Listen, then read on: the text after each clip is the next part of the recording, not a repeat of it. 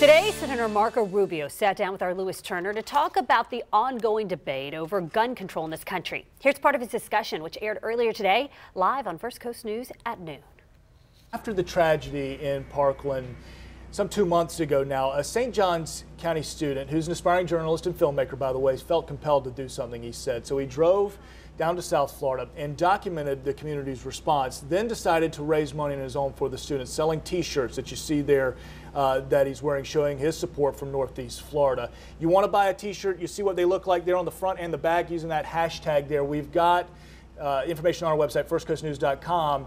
If you don't want a shirt, you can still donate, and right there to help out. So, Senator Rubio, how far have we come in 2 months? Well, you know, I think we've learned a lot, first of all, and I think one of the things we've learned, and you've seen the results of it, is that you've got to take these threats seriously. And so even the day after Parkland, there was a grandmother in Washington State that disrupted a potential school shooting because she read her grandson's diary, called the police, they stopped them. Florida's passed this red flag law that we're trying to do now with Senator Nelson at the national level, and that allows, whether it's a family member or law enforcement, to go to court, prove someone is dangerous, and be able to take their guns from dangerous people. You got to prove it in court. You know, the standard of proof would be on the government to make that case.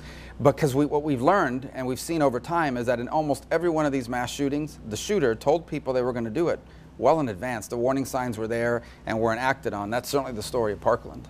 Let's talk NRA for a minute. That has become the red flag. It's a term. There's so many gun lobbies and gun groups out there, but NRA seems to be the one that gets the most attention, money donated to campaigns, etc.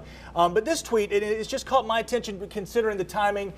This was a month to the day. Tweeting out a picture of an AR, I'll control my own guns, thank you, hashtag 2A and hashtag NRA. I wondered about the timing, and I know a lot of people did, considering 1 month out.